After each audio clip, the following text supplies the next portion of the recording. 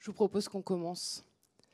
Je me présente avant tout, je m'appelle Macha Bino, je suis la rédactrice en chef des médias Respect et Up Conférences et j'ai le plaisir de faire ma rentrée de conférence avec vous. Donc je m'excuse par avance si je bafouille parce que c'est assez impressionnant de vous avoir tous là. Donc pour vous expliquer, je suis la rédactrice en chef des médias du groupe SOS, qui est le premier groupe d'intérêt général d'Europe. Peut-être que certains le connaissent. Et nous avons des Up conférences qui existent depuis 10 ans, où on accompagne le grand public sur l'acculturation sur les sujets notamment de transition sociale et environnementale.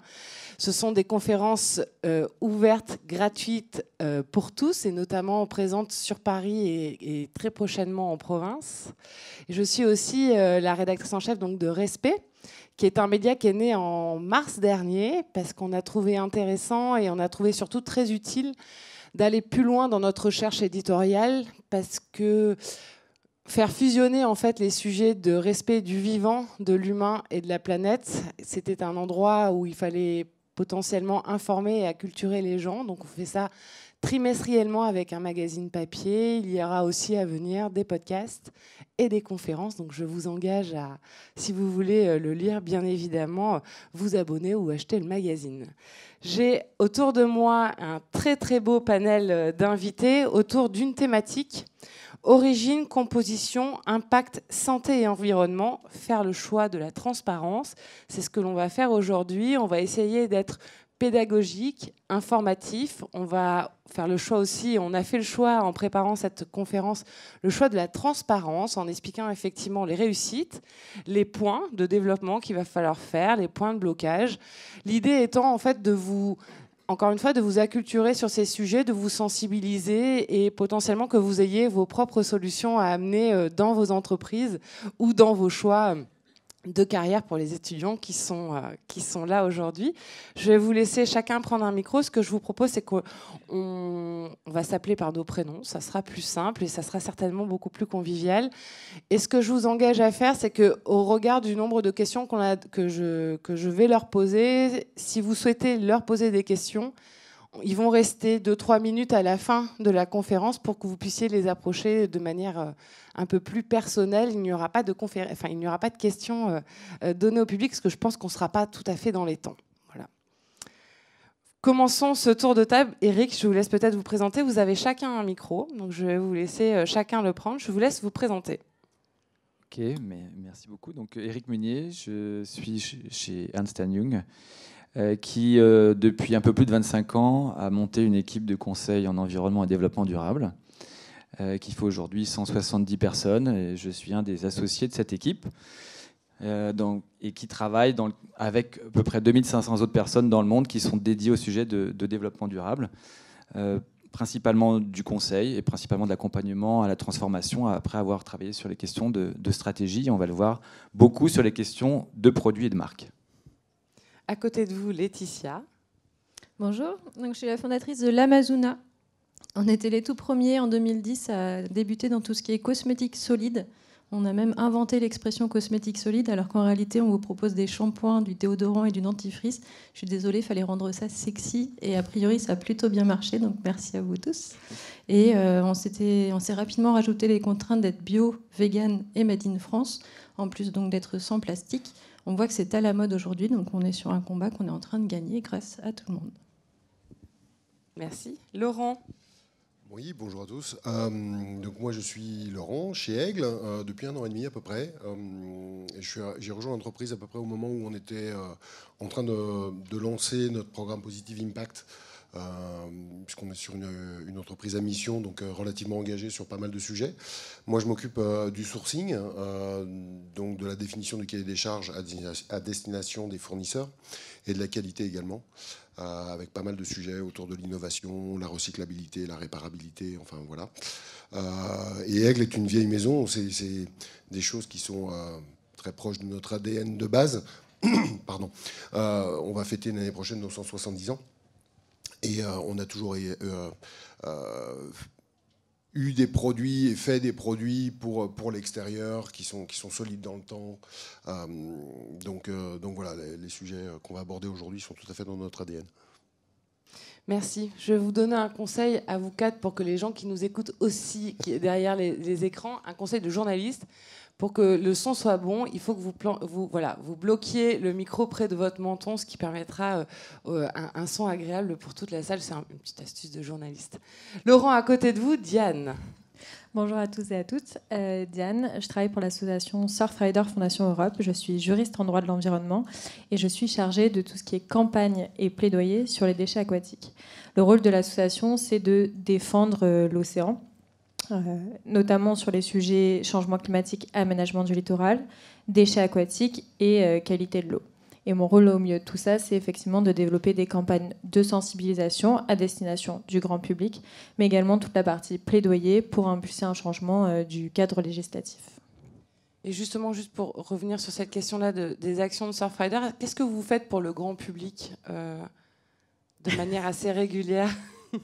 Beaucoup de choses. On est très connus pour nos collectes de déchets sur les plages, autrement dit les initiatives Océane, qui sont non pas des nettoyages de plages, même si l'action d'aller collecter des déchets sur les plages implique nécessairement de nettoyer la plage, mais qui sont en fait des opérations de sciences participatives qui nous permettent de collecter des données sur les déchets, c'est-à-dire de quantifier et de qualifier l'ensemble des déchets qu'on retrouve sur les plages pour nous permettre d'établir un bilan environnemental. Et à partir de ce bilan environnemental qui nous donne un état des lieux de la pollution, c'est-à-dire qu'est-ce qu'on retrouve sur les plages, on va développer nos campagnes. Pourquoi est-ce qu'on retrouve ce type de déchets? D'où ils y viennent? Comment ils sont arrivés jusqu'ici? Et comment est-ce qu'on peut faire pour qu'ils n'arrivent plus sur les plages? Donc on a vraiment tout cet aspect de science participative d'une part, et d'autre part de sensibilisation, expliquer la pollution et apporter des solutions clés en main pour les citoyens, mais pas que. D'où l'objectif est vraiment de sensibiliser sur un sujet, sur une problématique, une pollution, informer et apporter des solutions pour pouvoir répondre à cette problématique. Merci beaucoup. Laurent, je vous propose qu'on commence ensemble. Lors de la préparation de notre échange, vous nous avez rapidement raconté le positionnement de la marque Aigle sur la question de l'éco-responsabilité et l'accélération du sujet depuis 2019. J'aimerais bien en fait qu'on le partage avec la salle et aussi que vous nous expliquiez en fait quel est le niveau de pivot qui se fait là depuis 2019 et jusqu'à présent en 2022. Alors, ce que je disais un petit peu tout à l'heure, de base, Aigle est une marque qui est tournée vers l'extérieur. Encore une fois, on va fêter nos 170 ans. On fait des vêtements de protection. Et donc, en fait, on a ce lien, cette connexion avec la nature. Et on a toujours pris en compte dans nos actions au quotidien ces aspects-là. Les choses se sont accélérées, puisqu'effectivement, on a commencé à travailler vraiment sur le sujet à partir de 2019. Mais en 2020, on est devenu entreprise à mission, ce qui permet de fixer un cap et une gouvernance forte. Et donc du coup en fait ça nous a permis de déployer une stratégie autour de tout ce qui est environnemental, la définition de critères, et ça nous a permis petit à petit d'augmenter la part de nos produits éco-conçus dans nos collections, puisque on a démarré tout en bas de l'échelle, et aujourd'hui on est à peu près à 70% de la collection qui est éco-conçue, avec un objectif de 100% d'ici 2028. Donc il y a eu un gros engagement et beaucoup de travail de la part des équipes. On privilégie aussi des matières qui sont plus responsables. Typiquement la botte, qui est un produit iconique chez nous, puisqu'on a notre manufacture made in France. Ouais, exactement. Bah, oui. Avec du caoutchouc naturel, en fait. C'est pas du plastique. Donc voilà, pour vous donner un autre exemple, on a démarré, on avait 10% de coton bio au début de la démarche. Aujourd'hui, il y a un tiers de nos produits qui sont fabriqués avec du coton biologique. Donc voilà, on progresse pas mal sur ces sujets-là. Quand vous annoncez aux équipes que vous devenez entreprise à mission et que vous souhaitez vous engager encore plus sur l'éco-responsabilité, j'imagine que l'accueil est plutôt interrogatif ou il est plutôt il est très favorable. C'est un super sujet. Moi personnellement je trouve on recrute les équipes vraiment sans aucune difficulté, c'est dans l'air du temps, il y a une conscience qui s'est éveillée et donc forcément sur ces sujets-là tout le monde va être acteur et tout le monde a envie de participer, donc c'est vraiment des super sujets. le citoyen rentre dans l'entreprise et essaie de transformer son entreprise. Il y a quelque chose de cet ordre-là, effectivement. De manière assez concrète, est-ce que vous pourriez nous partager vos constats sur l'offre fournisseur que vous avez, et notamment depuis 2019 ? Vous augmentez votre part d'habillement et effectivement de produits éco-responsables. Côté fournisseur, comment ça se passe au niveau de cette offre-là ? Est-ce que vous sentez quand même quelque chose qui évolue ? Ça évolue dans le bon sens. Il y a encore quelques années en arrière, parce que ça fait quelques années que je tourne sur le circuit quand même, on achetait un produit fini, on ne se posait pas de questions. Aujourd'hui, pour rentrer dans la transparence et la traçabilité, on est en train de remonter des circuits de fabrication dont on savait qu'ils étaient très fragmentés, mais on n'en avait pas forcément conscience. Et donc là, on est vraiment sur une démarche, sur un temps long en fait, et sur un processus d'amélioration continue pour étape par étape arriver à remonter les chaînes d'approvisionnement. Ce qui est très intéressant aussi, c'est que quand on fait ce voyage-là avec les fournisseurs, on rencontre aussi des gens qui ont des convictions et qui nous challenge parfois sur certains dossiers. Donc c'est vraiment très très intéressant. Et voilà, le fait de partager et de prendre en main ces sujets-là, ça nous permet de progresser sur le chemin de la transparence et de la traçabilité. Et justement, je voudrais qu'on revienne là-dessus, sur cette thématique et l'engagement que vous portez au sein de Aigle sur la question de la transparence et de la traçabilité. Je voudrais notamment que vous partagiez ce souci de transparence que vous avez avec votre consommateur, avec ce QR code que vous avez sur chacun des vêtements que vous vendez. Je vous laisse peut-être en parler. Tout à fait. Alors, c'est un projet qu'on a initié à la fin de l'année dernière. Il y a beaucoup, encore une fois, de travail à la fois des équipes en interne et du partenaire qui est Footbridge, avec lequel on travaille, pour justement monter un modèle de données et monter tout un circuit de traçabilité qui nous permet donc de générer. Là, vous verrez en magasin, on a à peu près 40% des produits, donc on n'est pas encore à 100%. Encore une fois, on est sur le temps long. Mais voilà, on arrive avec un QR code qui est généré au moment de la production, de faire le lien et de donner l'information de manière tout à fait transparente au consommateur sur l'histoire de son produit, sur le nombre de kilomètres parcourus, sur les grands éléments de l'impact environnemental, le bilan carbone, l'eutrophisation des eaux, des choses comme ça. Et ça, c'est un des soucis que vous avez de communication avec vos consommateurs, justement, ce souci de transparence et d'améliorer continuellement ? Alors, encore une fois, ça a eu été un sujet par le passé, aujourd'hui ça ne l'est plus. On communique de manière vraiment très ouverte, on publie d'ailleurs la liste de nos fournisseurs sur le site internet. En fait, l'intérêt, il est double, c'est-à-dire que oui, on informe le consommateur, mais on s'informe aussi nous-mêmes. Ça nous permet de sortir des indicateurs. Et en mesurant, en fait, on peut améliorer. Derrière, on a une action qui est beaucoup plus significative dans un objectif d'amélioration, encore une fois, continue, de réduction de nos impacts. Voilà, donc c'est vraiment un double objectif. Et ce que je retiens, c'est que c'est faisable. C'est-à-dire qu'entre 2019 et 2022, votre capacité d'offrir, de l'offre que vous avez de produits éco-responsables, on est passé de, on va dire, quasiment zéro, zéro. Voilà, à 70%, c'est ça ? C'est ça, 70% sur la collection en cours. Alors, ça demande, encore une fois, vraiment un soutien des équipes, un engagement de tous, mais ça fonctionne, c'est réalisable, clairement. Eric, vous êtes dans le conseil et l'accompagnement des entreprises chez Ernst & Young, et notamment, vous accompagnez vos clients sur 3 piliers d'accompagnement. Vous me les avez très bien expliqués. J'aimerais bien qu'on les partage là, aujourd'hui, ensemble, sur la question de la traçabilité, de la durabilité et de la transparence. Je ne sais pas si je vais pouvoir me souvenir de ce que je je vous ai dit. Mais quand je regardais le titre de la conférence, je trouvais que ça couvrait assez bien, en fait, ce qu'on faisait. Donc, je pense que d'abord, quand on veut construire la transparence, il faut de la traçabilité. Donc, pour la traçabilité, il faut déjà savoir ce qu'il y a dans ces produits, ce qui n'est pas toujours le cas. Mais souvent, on se retrouve, j'imagine, Aigle, comme d'autres, avec un nombre incalculable de références. Et puis, quand on commence à regarder ce qu'il y a dans une référence, on voit qu'il y a plein de composants. Et puis, ces composants, ils ont plein de fournisseurs. Enfin bref, c'est une montagne. Donc, la première étape, c'est le côté impact, santé, environnement, pour moi. C'est de regarder d'abord où potentiellement il y a des sujets, des sujets environnementaux, des sujets humains, etc. Et aussi des leviers pour avoir une action positive. Et c'est de se concentrer d'abord là-dessus. Mais ça demande déjà de faire un travail de cartographie, parce qu'on ne va pas pouvoir tout faire en même temps. Et comme vous l'avez expliqué, voilà, c'est une démarche progressive. Et je pense que mettre en place la traçabilité, c'est probablement 5, voire peut-être dans certains cas 10 ans pour y arriver. Donc cette première étape, elle est pour moi essentielle.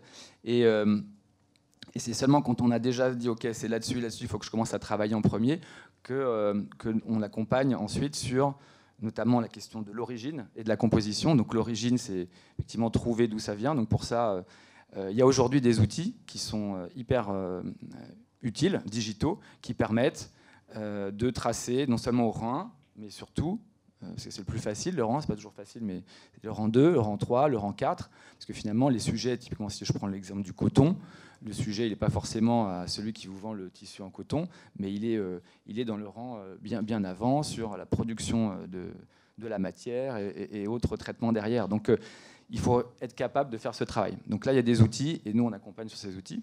Et j'ai une question là-dessus, et notamment, je me retourne, alors on en parlera plus précisément, Laetitia, mais avec Laurent aussi, tous les deux. C'est que la recherche, elle se fait jusqu'à quel rang? Est-ce qu'il y a une limite qu'on peut se donner? Parce que j'imagine que c'est infini. Non, il y a une origine, c'est l'origine de la matière, la production de la matière au départ.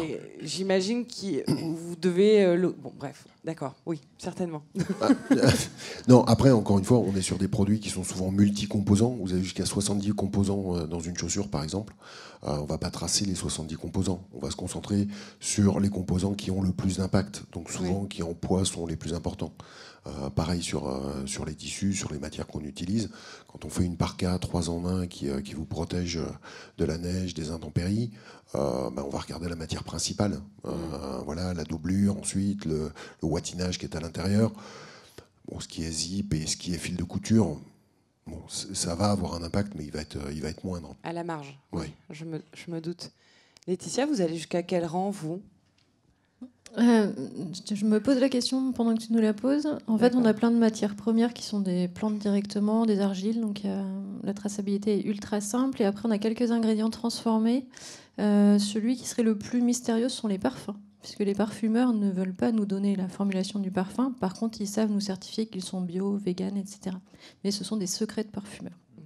J'imagine que là-dessus, il y a quand même des liens de confiance qui vous permettent effectivement d'utiliser ce genre de produit en bénéficiant de la responsabilité du parfumeur. Oui, tout à fait. Ça se fait via le label bio, qui, eux, ont accès à toutes ces informations.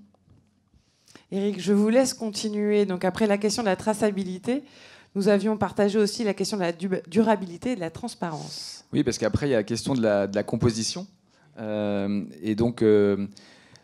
il faut être capable de... Nous, ce qu'on a appris à faire, c'est essayer de définir ce que c'est qu'un produit durable, un produit cosmétique durable, un vêtement durable, mais selon les critères de l'entreprise, puisque d'un secteur à l'autre, c'est différent, et d'une entreprise à l'autre, ça peut être différent.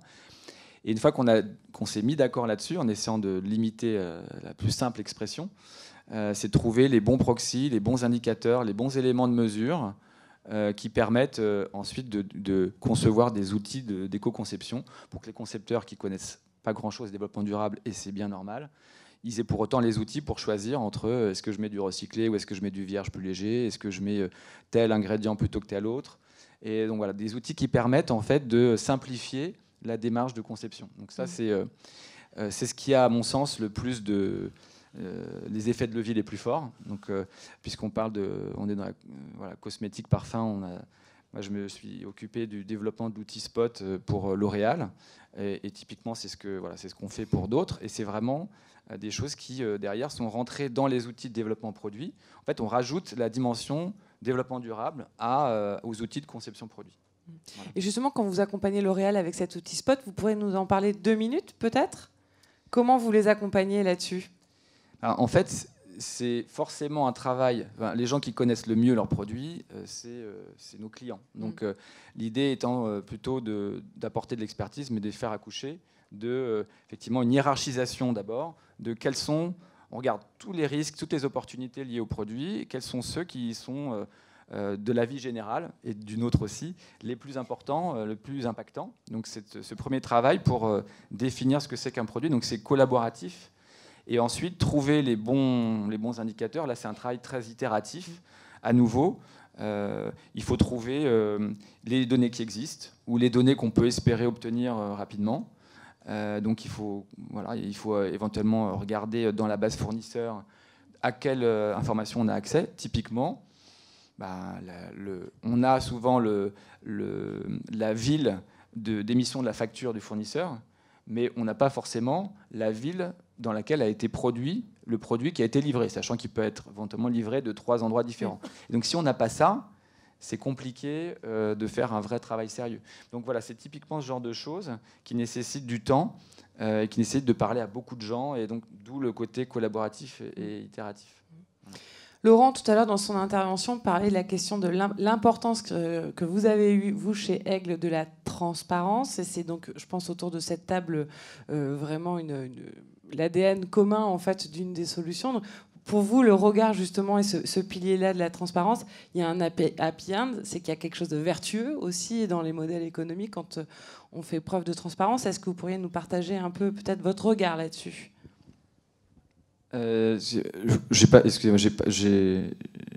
En quoi la transparence, est-ce que c'est important et que ça devient un outil indispensable dans la confiance notamment que peut avoir le consommateur avec la marque? Et en quoi est-ce que c'est vertueux? Et dans toutes les expériences que vous avez pu avoir, en fait, en quoi vous avez vu que la boucle était vertueuse économiquement pour la marque?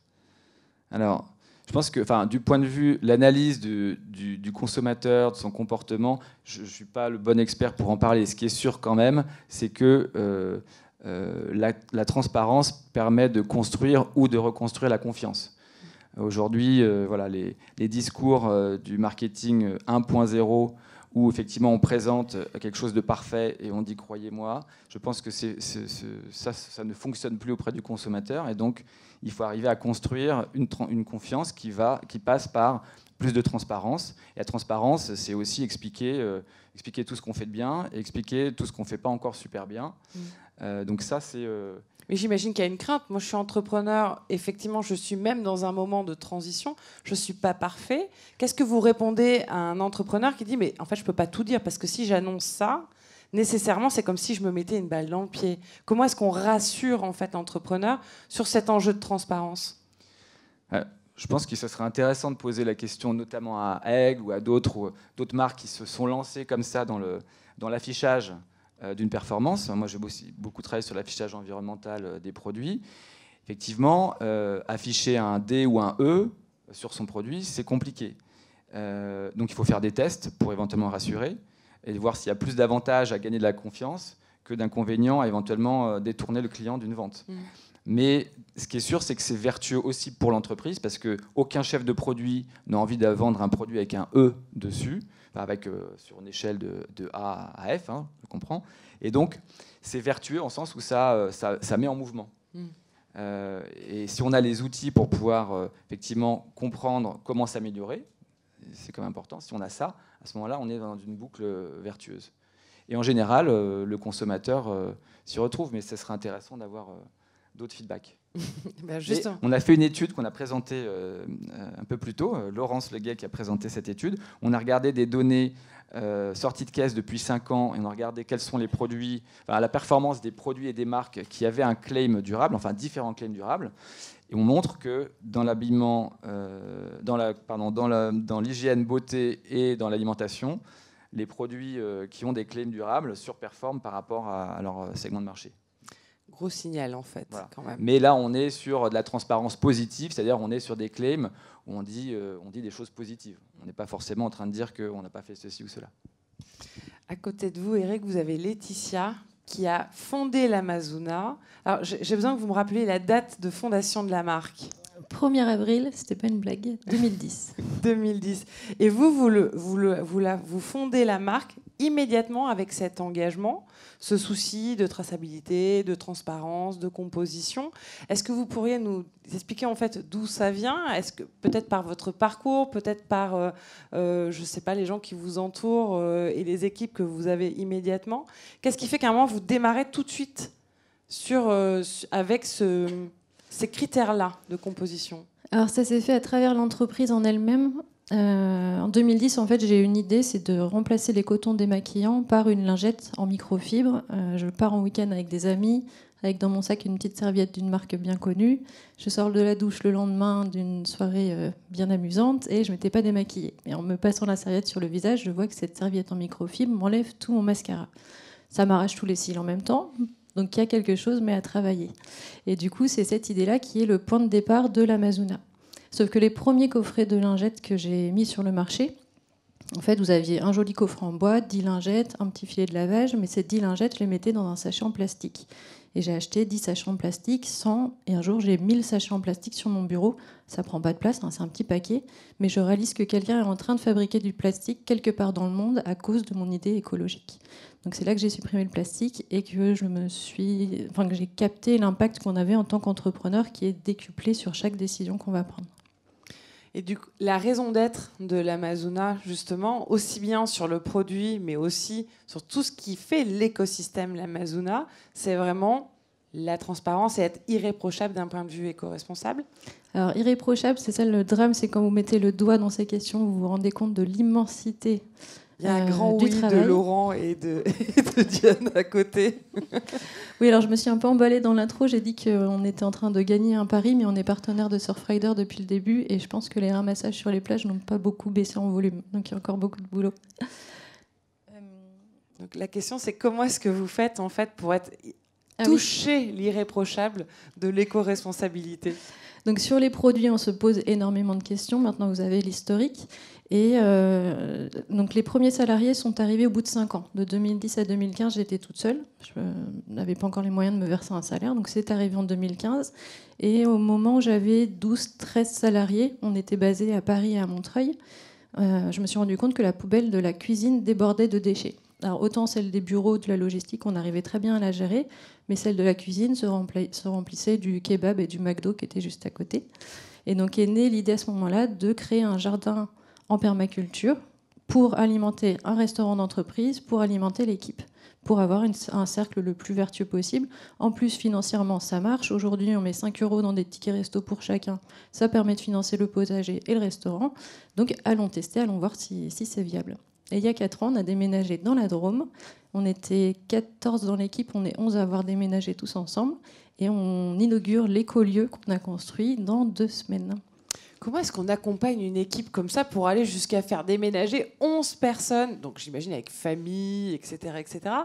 Comment est-ce qu'on accompagne ça et comment est-ce qu'on inspire des équipes? Enfin, je pense que c'est la même chose et les mêmes questions que vous posez aussi, Laurent, là-dessus, parce que j'ose imaginer que vous n'avez peut-être pas eu que des amis dans cette histoire sur les 11. Enfin, c'est un changement total. C'est-à-dire que ça dépasse la vie de l'entreprise. Là, on est au-delà de la vie de l'entreprise. Alors, ce qui est très rigolo, c'est que quand vous dites ça en Drômois, il vous dit que, mais évidemment, quitter Paris pour la Drôme. C'était pas si simple que ça. Non, le fait est que les premiers salariés étaient des personnes plus engagés que spécialistes dans leur domaine. Et donc très proches du projet et très à même de vouloir vivre quelque chose qui allait plus loin. Le responsable logistique avait un diplôme en géologie, par exemple. Alors ça, depuis, l'entreprise a bien grandi. On est monté jusqu'à 70 salariés, donc on est sur des postes beaucoup plus spécifiques. Mais on continue à avoir du monde qui déménage d'un peu partout pour rejoindre les équipes. C'est magnifique. Et donc, l'écolieu, vous l'ouvrez très prochainement ? Oui, alors on y a emménagé le 1er avril dernier, puisqu'il fallait faire l'inventaire. Vous connaissez ça, la fin du bilan. Donc on a déménagé en même temps qu'on a fait notre inventaire. Enfin bref. Et donc du coup, ça fait quelques mois qu'on est dans les locaux. On a pu tester du coup cet été, un été extrêmement chaud, sachant qu'on n'a pas de clim dans les bureaux, alors qu'on est dans le sud. Et ça fait partie des multiples choix écologiques qu'on a fait sur ce bâtiment. La bonne nouvelle, c'est que ça fonctionne. Et donc on se retrouve sur un bâtiment qui va consommer très peu d'énergie. On a des panneaux solaires qui doivent arriver, qui doivent même nous permettre de rebasculer de l'énergie sur le réseau. Et on est autonome en eau, donc on récupère l'eau de pluie. On a 3 millions de litres d'eau stockés sous notre espace de stockage, qui sont ce qui est nécessaire pour alimenter 1 hectare de permaculture, 300 arbres fruitiers et les toilettes. Donc ça veut dire aussi que vous êtes quand même une démonstration que ça fonctionne. Alors effectivement, tout le monde ne peut pas s'approprier à tous les niveaux en fait cet engagement, mais effectivement vous êtes un très bel exemple d'une autre forme de responsabilisation et d'engagement des entreprises.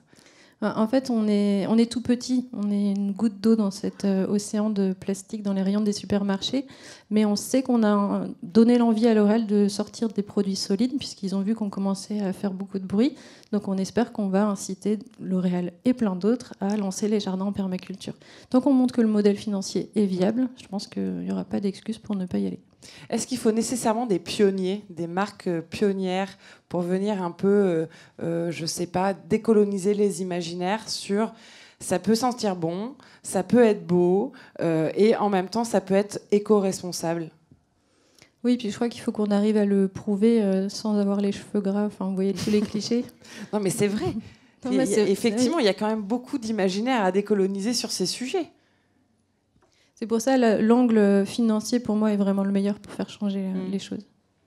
Vous aviez imaginé, inspiré par votre marque, peut-être d'autres acteurs du marché? Alors déjà, réussir à me verser un salaire au bout de 5 ans, c'était... C'est pas faux. Quand on est entrepreneur, effectivement, ça peut être complexe. Pour revenir, Laurent, sur la marque Aigle, bon, la marque existe, comme vous le disiez, depuis plus de 170 ans, donc effectivement, l'amélioration... Presque 170 ans, l'année prochaine. Presque, pardon. Je vous vieillis alors que c'est pas l'idée. J'imagine que transformer une entreprise qui a presque 170 ans, c'est pas chose aisée, ça doit pas être facile tous les jours. Parlez-nous un peu, et vous l'avez abordé dans votre présentation, de la manière dont vous vous challengez pour justement continuellement vous améliorer. Complètement. Alors c'est sûr que c'est pas facile tous les jours, mais on y croit déjà. Donc ça c'est quelque chose de très positif. D'autant plus, je me permets de le préciser pour les gens qui sont dans la salle, c'est que vous ne l'avez pas précisé parce que vous êtes beaucoup trop modeste, mais Aigle est présent à l'international. Oui, on fait plus de 50% de notre chiffre à l'international. Donc effectivement, la transformation, elle doit se faire... Elle n'est pas facile. Et d'ailleurs, il y a des niveaux de maturité qui sont très différents selon les marchés. C'est-à-dire que nous, aujourd'hui, on est très présents en Asie et il y a un vrai travail d'accompagnement, encore une fois, qui est fait par les équipes pour sensibiliser les marchés asiatiques qui sont aujourd'hui moins sensibles, ou en tout cas qui ne sont pas au même niveau. Mais comme ils vont très très vite, ils peuvent nous rattraper, voire nous dépasser très, très rapidement sur ce sujet-là. J'en parlais très rapidement. C'est avant tout un sujet de gouvernance. Et ça vient du haut. Et c'est vrai que notre CEO, Sandrine Conseiller, quand elle est arrivée, elle a décidé de nous basculer en société à mission. Et ça, d'où le pivot en 2019. Exactement. Elle fait pivoter en fait la raison d'être de l'entreprise. Oui. Et la raison d'être, c'est de permettre à chacun de vivre des expériences et de ne pas laisser d'autres empreintes que celles de nos pas. C'est joliment dit.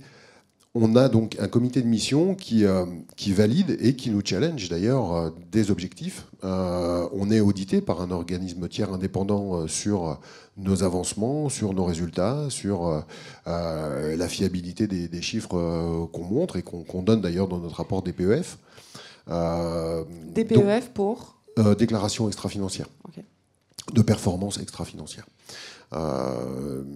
Donc voilà, ça nous permet vraiment d'évoluer, mais c'est vrai que on en parlait un petit peu tout à l'heure, ça demande aussi beaucoup d'énergie, un gros engagement, c'est toujours plus facile quand on y croit, mais sur certains sujets, de temps en temps, c'est un petit peu compliqué parce que ça demande aussi des ressources et toutes les ressources sont pas forcément, c'est pas open bar, donc c'est vrai que quand on est une entreprise de taille intermédiaire, on peut pas non plus se permettre d'avoir des équipes à rallonge, donc il faut travailler de manière agile et intelligente.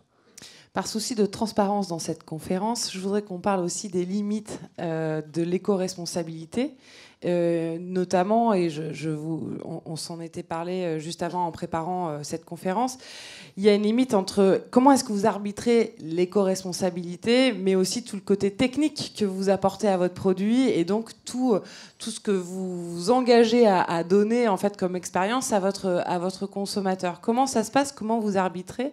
Et notamment, je pense qu'il y a une question peut-être de durabilité. Complètement. La durabilité, c'est quand vous regardez les bottes dans la rue, les bottes Aigle, vous risquez d'en croiser quelques-unes quand même. Et vous verrez qu'en fait, il y a plein de logos différents. On est sur des produits durables, donc ils sont vraiment conçus comme ça du départ. C'est très attendu par les marchés, par le consommateur en fait. Donc ça, c'est pas quelque chose qu'on peut remettre en cause. Heureusement, aujourd'hui, il y a plein d'innovations techniques, technologiques qui arrivent à sortir sur le marché et qui nous permettent, sans dégrader la qualité de nos produits, de mieux travailler, de travailler de manière plus responsable, sans dégrader les performances.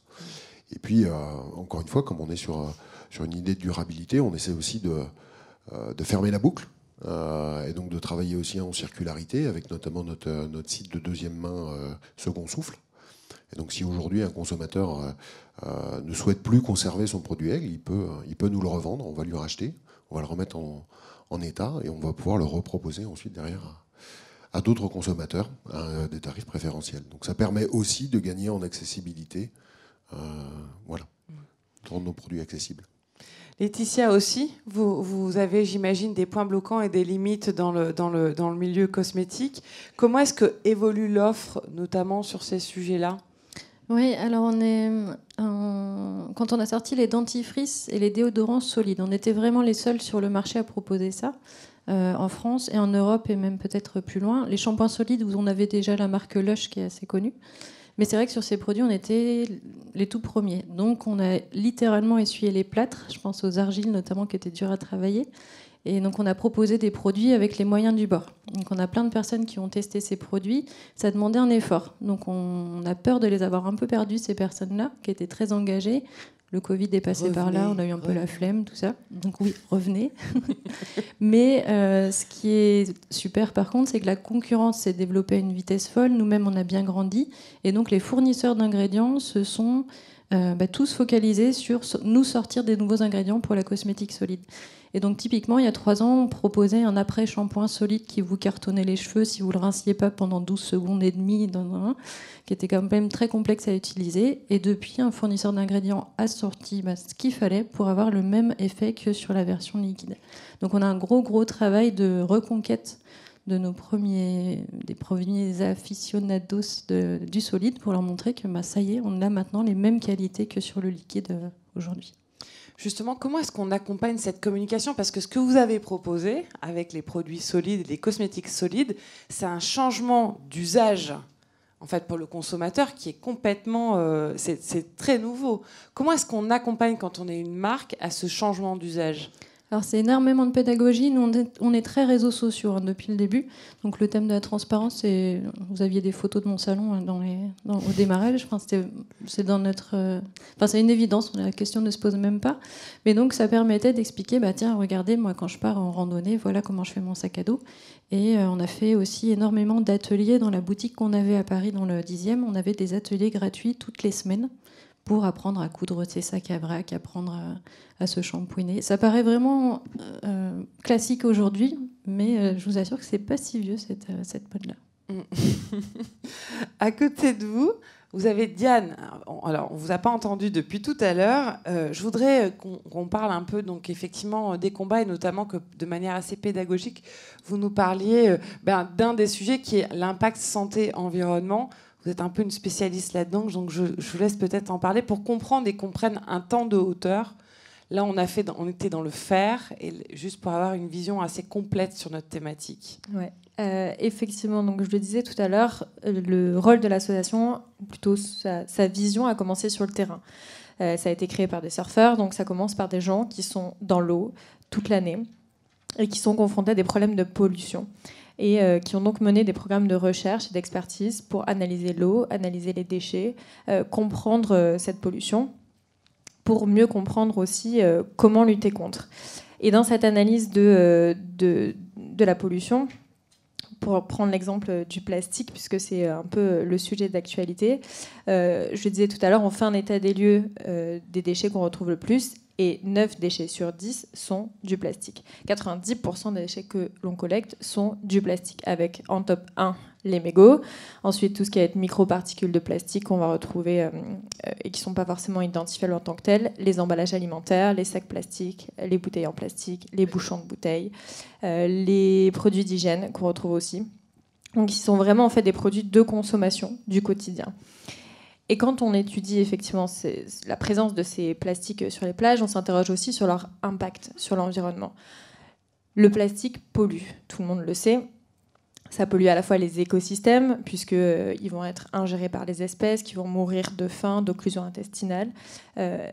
Une fois qu'ils sont présents dans le milieu, ces plastiques vont aussi se dégrader en microparticules de plastique et créer cette pollution invisible.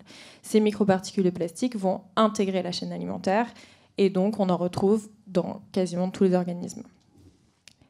Et ce plastique, il a également un impact sur la santé, puisqu'il va contaminer les écosystèmes, il va aussi contaminer l'homme. On peut être exposé à cette pollution plastique, soit par ingestion, inhalation ou absorption des micro- et nanoparticules de plastique. Tout le monde a entendu le rapport du WWF qui dit qu'on mange 5 grammes de plastique.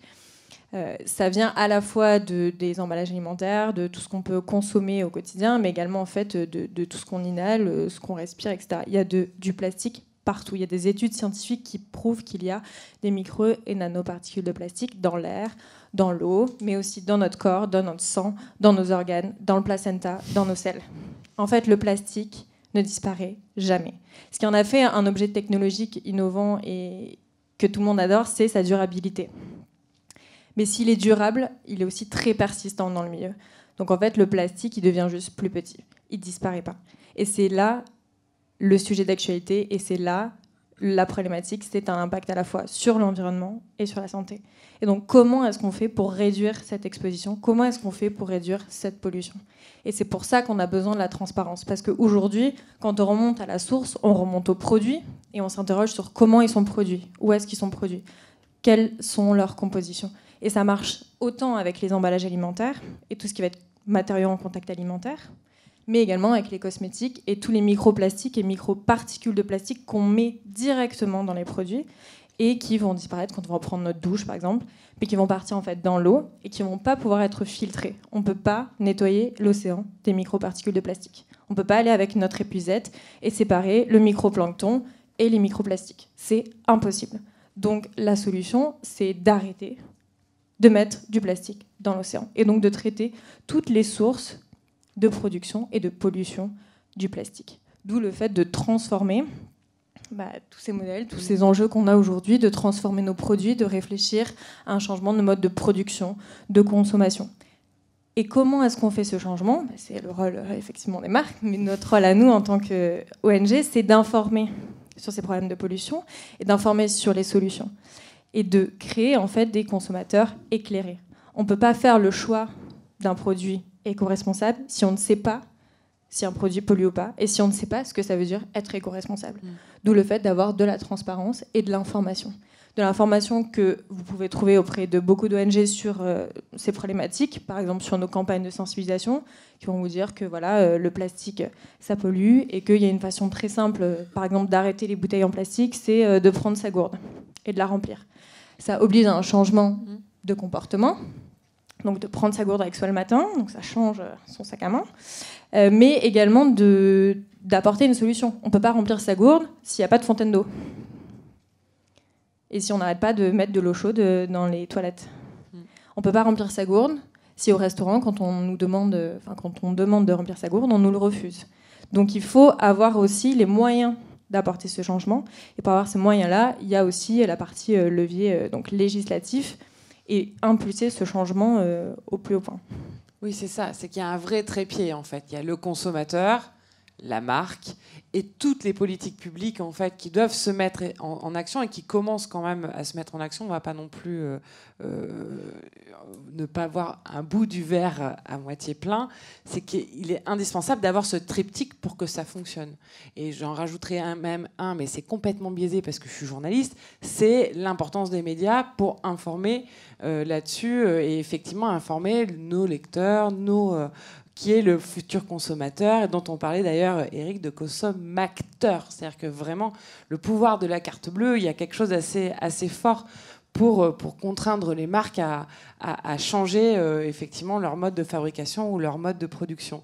Je voudrais qu'on parle, Diane et Eric, ensemble de la question des labels. Ils fleurissent tous les jours. Moi, en tant que consommatrice, je peux être aussi assez perdue. Quel est le pouvoir d'action de ces labels et dans la question de la transparence, le poids des labels pour les marques? Diane, peut-être pour commencer. Alors, nous, on a un regard un peu on va dire, critique par rapport aux labels. Dans le sens où il y a plein de labels, mais la question est toujours la même. Qu'est-ce que ça veut dire? Quels sont les critères?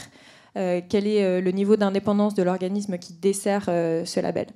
Et donc, qu'est-ce que ça veut dire pour le consommateur? Parce que ce qui développe avec le développement justement de toutes ces alternatives, on va dire, durables, c'est aussi tout le marketing et on va dire, le greenwashing marketing, si je peux le dire comme ça. Parce que justement, ça a été très bien dit, quand on veut augmenter, on va dire, la consommation d'un produit, on sait que l'argument environnemental est un argument de choix aujourd'hui. Donc les marques se mettent à faire du marketing vert, mettre des feuilles, mettre du vert partout, écrire 100% naturel, etc. Alors que ce n'est pas forcément la composition du produit. Nous, ce qu'on voudrait avoir comme alerte auprès du consommateur, c'est apprendre à décrypter les étiquettes, la composition d'un produit, se poser la question de où est-ce que le produit a été produit et comment il a été produit, comment on va pouvoir l'utiliser et quelle va être sa fin de vie. Est-ce qu'on va pouvoir le réutiliser, le réparer, le recycler à la fin, ou est-ce qu'on va l'utiliser une seule fois et le jeter? Donc il y a vraiment plutôt une réflexion sur quel est le type d'information et comment est-ce qu'on peut faire la différence au milieu de toute cette flopée d'informations et ne pas se laisser avoir par un marketing. Donc vraiment aller regarder la crédibilité des labels ou de l'affichage, ou surtout décrypter les étiquettes et aller se renseigner sur les marques que l'on consomme. Et on l'a très bien vu avec la question des microbilles dans les cosmétiques, parce que ça a été un gros travail qu'on a fait, quand on a commencé à alerter le consommateur sur la présence de plastique dans les produits de soins, de cosmétiques, on s'est dit, ah ouais, en fait, il y a du plastique. Mais oui, c'est écrit dans la composition des produits. Mais si on ne sait pas décrypter une étiquette, comment on peut le savoir? Donc c'est plutôt comment faire de la pédagogie sur l'origine des produits et la composition des produits, plus que de mettre des labels partout qui, en fait, sont tellement nombreux et tellement divers qu'on n'arrive plus à faire la différence. Eric, en qualité de conseil, est-ce que vous avez ce même regard sur la question des labels? Vous avez le droit de ne pas être d'accord. La controverse est autorisée dans cette pièce. Non, mais c'est une question compliquée parce que les consommateurs, ils n'ont pas le temps. Vous, nous, quand on va on va faire les courses, on n'a pas forcément le temps de lire tous les ingrédients de tout ce qu'on achète. Donc, en fait, il faut une information qui soit digeste, rapide, compréhensible. Et donc, les labels, ils cochent pas mal de ces cases. Maintenant, effectivement, la question, c'est la question de la transparence. Qu'est-ce qu'il y a derrière les labels? Et donc, évidemment, c'est là que ça se complique. Il y en a un certain nombre qui sont... Je pense que c'est notamment les ONG qui peuvent alerter sur effectivement les labels qui sont abusifs, les labels qui ne sont pas solides. Et c'est aussi le rôle des pouvoirs publics, et c'est ce que fait l'ADEME notamment, de faire des guides en disant voilà les labels qui sont sérieux et voilà ceux qui ne sont pas sérieux. Et puis, l'affichage, on connaît tous maintenant, on a le Nutri-Score, se prépare à peu près la même chose avec un Eco-Score. Et donc tout ça, c'est une méthodologie qui a été définie par des groupes d'experts validés par le pouvoir public, avec donc un standard, tout le monde applique le même standard et tout le monde arrive à des notes comparables.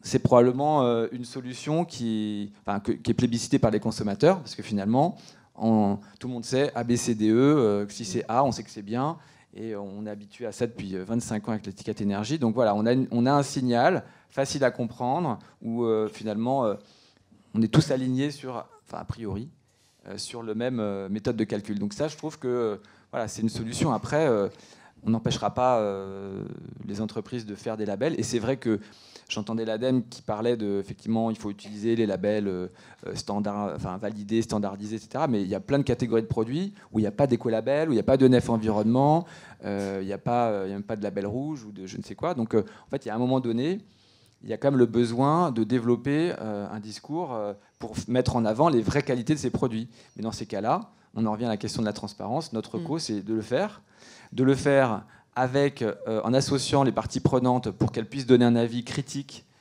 sur ce qu'on est en train de faire. C'est ce qu'on avait fait d'ailleurs avec Spot. On avait un panel international de gens critiques pour dire ce qui allait et ce qui n'allait pas. Et ça vient en plus du regard de tiers. Mais voilà, si on a une transparence sur qu'est-ce qu'il y a derrière, je pense que c'est une manière de répondre à la question, mais on reste perdu dans les centaines et centaines de labels, j'en conviens. C'est une brique en plus. Je voudrais qu'on parle, Laetitia, vous, du pas de côté que vous êtes capable de faire encore sur ce sujet-là, parce que vous m'aviez. Donc, je vous ai demandé si vous étiez une entreprise à mission. Vous m'avez dit non, mais on a tous les critères de l'entreprise à mission. Et je vous ai demandé, effectivement, on avait rapidement échangé sur la question des labels. Donc, là-dessus, vous avez créé votre propre charte pour les partenaires, pour justement que vos produits et l'engagement que vous avez soient le plus transparent et effectivement le plus propre possible et éco-responsable. Alors oui, l'idée c'était d'embarquer tous nos fournisseurs avec nous. Et à nouveau, c'est l'angle financier qui parle. Donc, comme on est sur de la pure innovation, on a dû trouver des partenaires. On a une trentaine de fournisseurs, tous basés en France. Donc, on est allé voir le laboratoire qui tendait l'oreille quand on lui demandait de tenter l'aventure avec nous. C'est ce qui s'est passé avec la majorité des fournisseurs. Et donc, ils ont été surpris de voir cette petite boîte grimper à toute vitesse. Donc, on a senti un petit intérêt de leur part, une petite curiosité. Et on s'est dit que c'était le bon moment pour écrire notre charte des partenaires durables. Et donc, on explique en 12 points, 12 actions qui nous semblent bonnes à mener pour qu'on s'améliore tous ensemble. Et à nouveau, quand on le fait au sein d'une entreprise, c'est bien. Après, quand on arrive à le décupler sur 30, c'est forcément encore mieux, en espérant qu'on essaime comme ça d'entreprise en entreprise. Donc ça va de mesures toutes simples comme utiliser du scotch papier pour fermer les cartons, à changer de fournisseur d'électricité pour passer chez un fournisseur d'électricité verte. Et donc on a fait un petit cadre, on a envoyé cette charte à Noël il y a 2 ans, à tous nos fournisseurs. Noël. Joyeux Noël. Ils ont l'habitude qu'on leur envoie des livres 2 fois par an pour leur partager les choses qui nous touchent. Et donc là, ils ont été surpris de recevoir ce petit bouquin en plus. Et ils ont un cadre affiché dans leur bureau avec des cases à cocher pour voir où ils en sont. Et l'idée, c'est qu'on se rappelle pour voir s'ils ont coché de nouvelles cases depuis qu'on s'est parlé. Laurent, vous aussi, je crois que vous avez une charte effectivement avec les fournisseurs et vous avez des choses en dessous duquel vous ne transigerez pas. Complètement. Oui, complètement. On a un cahier des charges, on a une feuille de route qui est écrite, qui est claire et qui d'ailleurs est validée par le comité de mission. Donc voilà, mais je vous entends tous et ce sujet-là, il est très compliqué et la difficulté, c'est, sans vouloir être moralisateur, comment apporter de l'information aux clients. Et c'est tout le sujet de la transparence et de la traçabilité. Il faut essayer de rendre les choses simples sans être simpliste. Et c'est pas facile. Il y a des fois des arbitrages qui sont à faire. Là, on participe avec l'équipe sur justement le projet d'affichage environnemental dans des groupes de travail. On me demande de valider 150 paramètres pour un produit,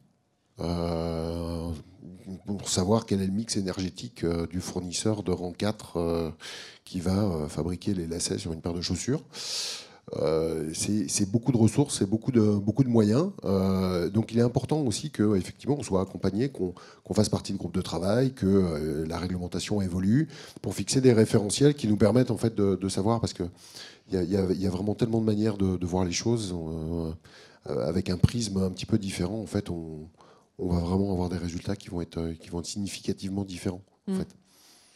Et c'est assez intéressant, et Eric, j'aimerais bien que vous réagissiez par rapport à ça. On a 2 typologies d'entreprises, donc effectivement, qui ont pivoté ou qui, dès l'origine, ont voulu démarrer là-dessus. On en parlait pendant qu'on préparait cette conférence sur le travail d'introspection qui doit être fait en fait par l'entrepreneur ou dans sa transformation ou bien dans la création.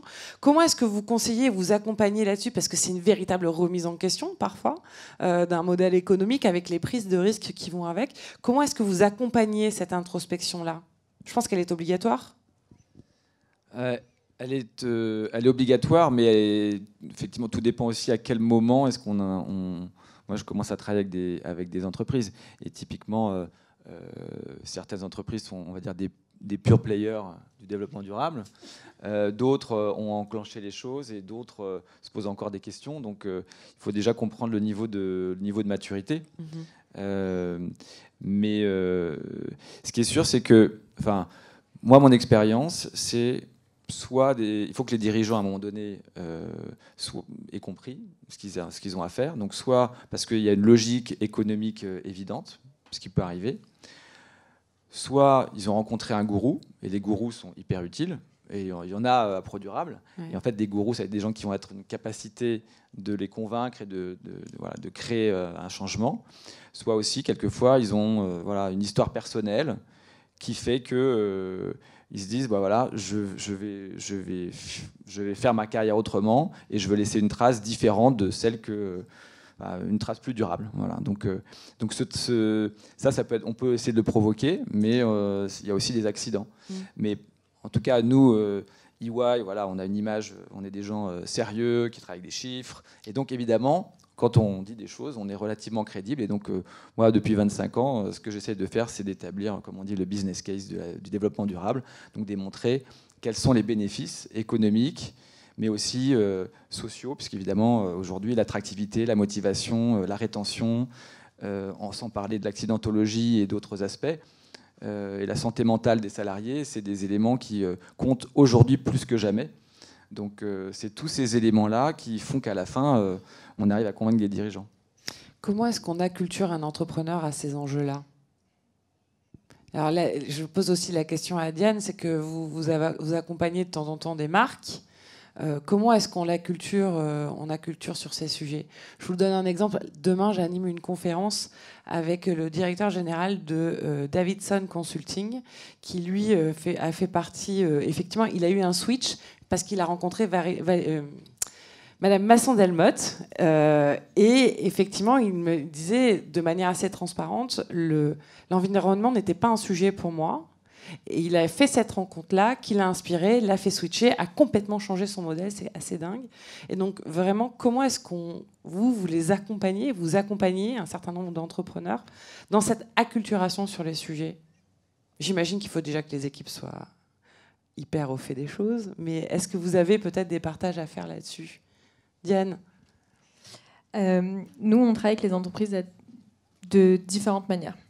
Alors effectivement, le premier échelon, on va dire, c'est la sensibilisation. Nos campagnes s'adressent à tous, et dans tous et toutes, il y a des gens qui travaillent dans des entreprises. Après, on a tout un volet sensibilisation des employés, évidemment, qui peut parfois impulser un changement interne, puisque nous, on l'a vu aussi. Et on a toute une partie critical friend, donc en gros, accompagnement sur la stratégie plutôt environnementale des entreprises qui viennent nous voir pour un changement ou pour un conseil ou un avis, on va plutôt dire un avis, parce qu'on n'est vraiment pas une agence de conseil, mais un avis sur leur stratégie, est-ce qu'ils vont dans le bon sens ou pas. Et là, l'avantage qu'on a, c'est que nous, on répond en toute honnêteté et indépendance sur c'est la bonne trajectoire, c'est pas la bonne, vous pourriez aller plus loin, etc. Et après, on a tout un volet effectivement public où ça peut nous arriver aussi de dénoncer des mauvaises pratiques ou de dénoncer un ralentissement ou une non-conformité. Par exemple, sur la loi anti-gaspillage et économie circulaire qui prévoyait l'interdiction de certains produits plastiques, on est allé 1 an après la mise en œuvre de la loi dans les magasins pour se rendre compte, est-ce que les produits qui ont été interdits sont toujours commercialisés ou pas? Et on se rend compte que oui, pour la plupart. Et donc, on essayait d'échanger pour savoir pourquoi. Alors, certaines marques nous ont répondu que c'était des questions d'écoulement des stocks. Alors bon, au bout d'1 an, c'est plus une excuse. Pour d'autres, c'était une mauvaise information. Là aussi, vu que les entreprises sont dans les cercles de concertation pour la prise en compte des lois donne un avis sur les politiques publiques. Pour nous, c'est pas non plus un avis. Pour les plus petites boîtes, peut-être, mais pour les grands groupes, non.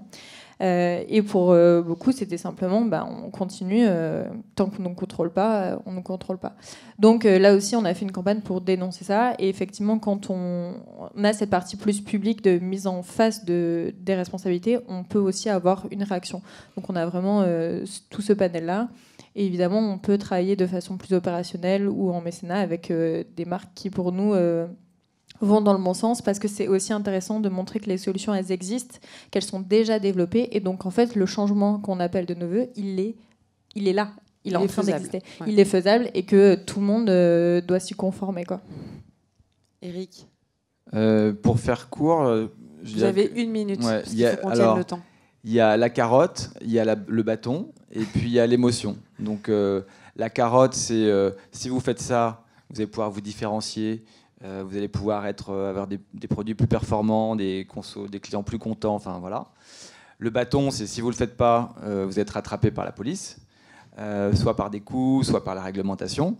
Et puis l'émotion, c'est un peu ce qu'on disait tout à l'heure, c'est Masson Delmotte ou c'est d'autres personnes, c'est voilà, si c'est plus motivant en fait, hein, on est tous d'accord, c'est plus motivant de faire quelque chose qui a du sens et de se dire, de laisser une trace positive et d'avoir un impact positif que l'inverse. Et donc ça, il y a tout est possible, il faut appuyer sur le bon bouton. Voilà. Je voudrais finir par un dernier tour de table, et ça sera ma dernière question à tous. Partager peut-être une actualité ou une veille pour aller plus loin sur le sujet qui nous a intéressés là, pour que chacun reparte avec quelque chose de cette conférence. Diane, si on démarre avec vous. Alors nous, le sujet d'actualité, c'est les emballages alimentaires, puisqu'il va y avoir la révision de la directive européenne sur les emballages alimentaires, où on demande des objectifs de réduction de tout ce qui est emballage plastique, et notamment des objectifs de réemploi. Donc on a un positionnement européen là-dessus. Et j'ajoute, vis-à-vis du sujet, qu'on demande aussi plus de transparence sur la composition, donc, des matériaux en contact alimentaire, et l'interdiction de tous les matériaux en contact alimentaire qui seraient potentiellement dangereux pour la santé humaine, qu'on applique réellement le principe de précaution. Donc le positionnement qu'on a au niveau européen est disponible sur notre site. Et après, si vous voulez soutenir ou suivre la campagne, voilà, suivez nos réseaux sociaux. Merci. Laurent? Je vous invite à venir dans nos magasins et tester nos QR codes. Oui. Non, mais on va aller vérifier. Hein. Exactement, mais en toute transparence. Donc il n'y a aucun problème. Vous avez l'air suffisamment serein pour que j'y aille. J'ai un principe de base, c'est on dit ce qu'on fait, on fait ce qu'on dit. On écrit la stratégie et ensuite derrière on la déploie. Et c'est fait de manière maîtrisée avec tout le sérieux des équipes, l'implication des fournisseurs. On a parlé d'écosystème aussi. Ça c'est important en fait. Ils sont clairement partie prenante, mais les parties prenantes c'est aussi les consommateurs qui nous renvoient dans l'image si on est sur la bonne piste ou s'il y a des choses encore à améliorer. Il y en a certainement tout un tas. Laetitia? Alors, je vous invite aussi à passer dans la Drôme, si ce n'est pas pour déménager, au moins pour venir visiter l'écolieu. On fait plein de visites gratuites, des visites commentées pour vous expliquer tous les déboires qu'on a pu connaître sur le chantier en pratiquant des nouvelles techniques et vous montrer que ça marche. Et on vous invite aussi au marché de Noël et au marché de la cosmétique bio au mois d'octobre. Suivez-nous sur LinkedIn. Merci beaucoup. Eric, pour finir. Alors, pour rebondir sur le projet de Laetitia, on a fait pour le WWF un rapport qui s'appelle « Le plastique n'emballe plus ». Et on démontre que les plus gros leviers pour réduire l'impact environnemental via le panier de la ménagère, pour dire les choses simplement, c'est le changement d'usage. Donc c'est arrêter de boire de l'eau en bouteille, de boire de l'eau du robinet. Et c'est aussi d'arrêter d'acheter du savon liquide et de repasser au savon solide. Et ça résout un certain nombre de questions. Donc je voulais passer ce message-là. Et donc sur le rapport, il y a d'autres choses intéressantes. Il est assez intéressant, donc publié avec le WWF. Et simplement l'actualité, j'en ai parlé tout à l'heure, mais l'étude qu'on fait pour démontrer à l'ensemble des gens qui ont des doutes sur le fait que les produits durables se vendent mieux. Donc on a sorti une étude, on présentait aujourd'hui les premiers résultats sur Hygiène Beauté, et dans 2-3 semaines, on va présenter les résultats sur l'alimentation et les boissons. Donc ça permettra de couper la chic à tous ceux qui disent qu'il y a l'intention d'achat durable et à l'achat qui ne l'est pas. Merci beaucoup. Merci à vous 4 d'avoir participé à cette conférence. Merci à vous d'y avoir contribué aussi. Merci. À bientôt.